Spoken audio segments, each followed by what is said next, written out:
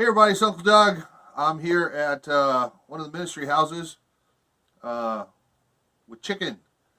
We got a giant load of fried chicken donated from one of the local restaurants. And you can see here, we got, it's about half gone, but we got this big giant trash bag full of fried chicken. And it's really yummy, but we don't have space. And we've been getting a lot of it. So I'm repurposing it, sitting here pulling the breading off. We got tons and tons of breading, and this will go to the pigs unless I figure out how to make a casserole or something with it. And I'm just pulling the chicken off, and it'll go in a freezer bag that we can then use for meals for the houses. Like I made a chicken curry 2 weeks ago, or whatever we decide to use the chicken for. We tend to make things in great big bunches, so it'd be like a jambalaya or a spaghetti or something like that, chili.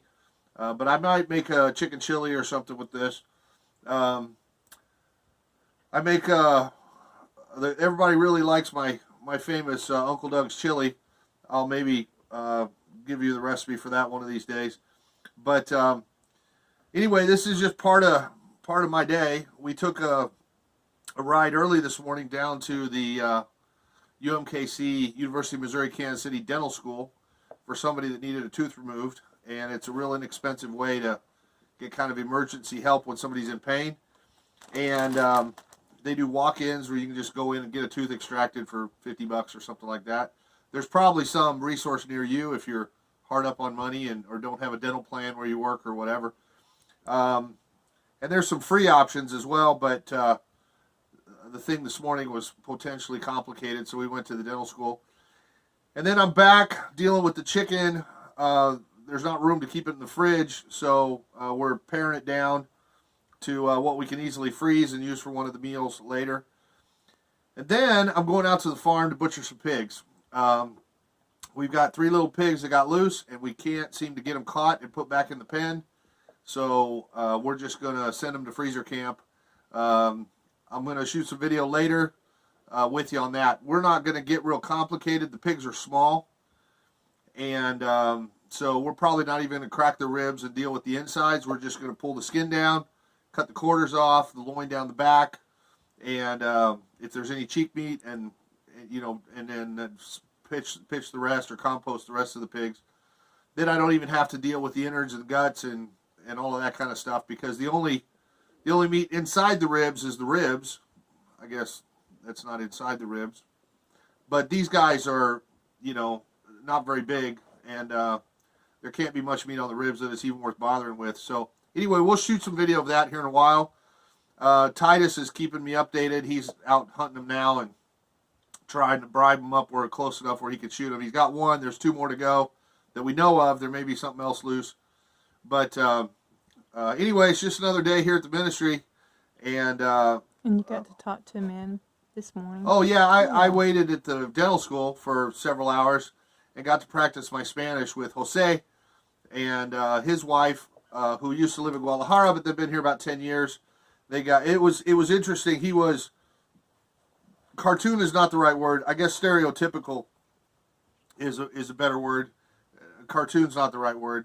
But I asked him about his kids. He's got 4 kids. They've been here 10 years. The kids are in college, all studying for different things. It's expensive. They're always asking him for money. I ask him what he does. Well, he's doing landscaping, mowing lawns. In the winter, he runs out of business, so he goes and works at a Mexican restaurant. His wife works hard. You just about could have bet it was either landscaping or roofing. It seems like around here. But, man, just beautiful, sweet people, love God, hardworking, been here 10 years, 4 kids in college. It's a really good story of people just working hard for the betterment of their kids, and, their Spanish, their English was okay, I guess. The kids, I'm sure, are fluent and bilingual, and mostly spoke Spanish at home, and we'll have lots of opportunities. And it's just cool folks, hardworking, beautiful folks that I got to talk to for a while. And his daughter is down in Texas, goes to some mega church, and he was disappointed with how it's all prosperity gospel, and the pastor has a mansion and brand new cars, couple $100,000 cars every year. His kids have super expensive cars. And I'm like, yep. And I got to practice my Spanish a lot. We got to talk about prosperity gospel and, send him to the website. And I realized my Apology of the World letter in Spanish isn't linked right, so I've got to get on the website and fix some of the links. We have some of the books. The Red Dragon is in Spanish, Polish, Armenian, French, Chinese, and some other stuff. I just have to get all the links online and get it out there where other people could benefit from it, and send it around the world. But anyway, if you have some language skills, I know this has nothing to do with chicken and killing pigs, but if you have some language skills and would like to translate one of the books, it would be a huge blessing to a lot of people. You have the opportunity to touch whole countries, or potentially of people that need to hear. So get in touch with me if you'd like to work on one of them. If it's not already done, would put you to work on the Dad Filter, or one of the small ones that I really would like to get in as many languages as possible and get it out there. Anyway, that's all for now. I'm going to splice on some video here in a while, taking care of the pigs. For those of you that aren't squeamish, you won't have to watch us shoot them. He's off doing that now, but we'll just show you real quick how to skin them and get the main meat parts off of them. Anyway, thank you all. We'll see you in a minute. Bye.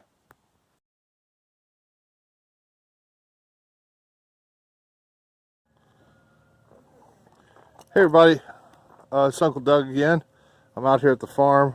We've got pig hanging. They've been unable to get them back in the pen, and they're just incorrigible, so we're gonna have to take them out and convert them to bacon or ham or something. So I'm just in the process right now of cutting him open and peeling stuff. He's been bleeding a little. We still got two out there. The boys are out hunting for them, and this one we're gonna get whatever meat we can off of. I'm just gonna kind of peel the skin back and get the hocks and maybe some pork belly, and that'll be that. Not gonna try and fight for the ribs and deal with all the guts and everything else, and we'll just compost the rest of it. Anyway, more later. Bye.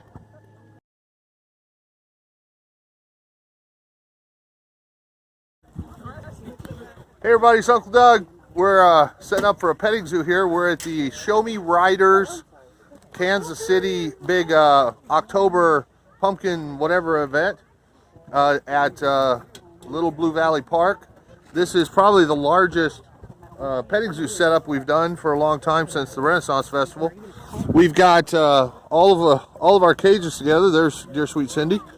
They've got these little houses, a little saloon, and I'll walk around the front.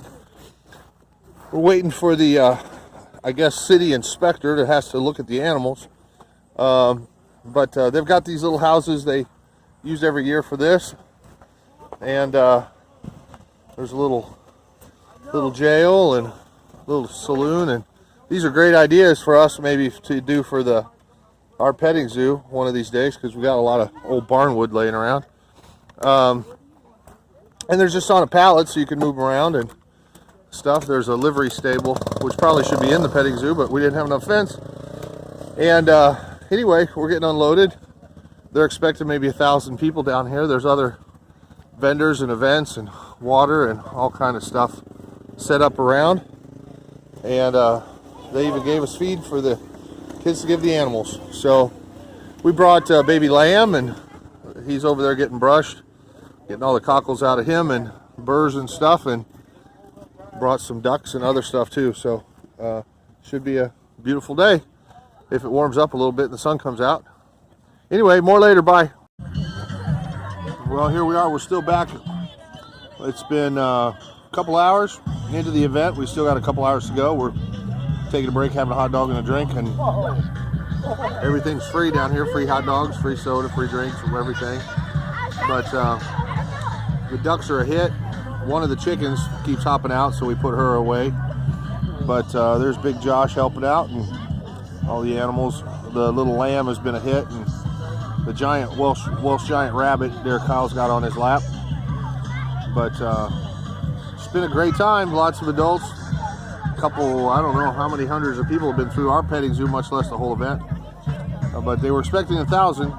So anyway, the only problem we've had is that the rabbits run under these little houses. We've had to kind of clog them up with cardboard or whatever to keep them from running under there, because then the kids can't pet them. But anyway, been a great day so far. Bye. Hey everybody, it's Uncle Doug. We're just finishing up the petting zoo. Stopped for some food on the way home. There's Big Josh chewing. Val and Maya and Aiden went to the bathroom, and there's shiny Cindy. Look at her glow. Kyle, and he got some al pastor and chorizo. I got a torta. El Torito. We're at El Torito down on Independence Avenue. Highly recommended. This is half the guac you get for $2.99. It's just amazing. I mean, this is big plate of guac and free chips, and there's another guac down there, and street tacos are $1. These little guys here, traditional double tortilla, onions and cilantro. You get all kind of steak or al pastor or all kind of stuff. Anyway, we're just enjoying the slow down as the day's winding down, and Saturday, and I'm gonna get back to the farm and unload the animals and get on with the day. Anyway, wish you were here. Bye.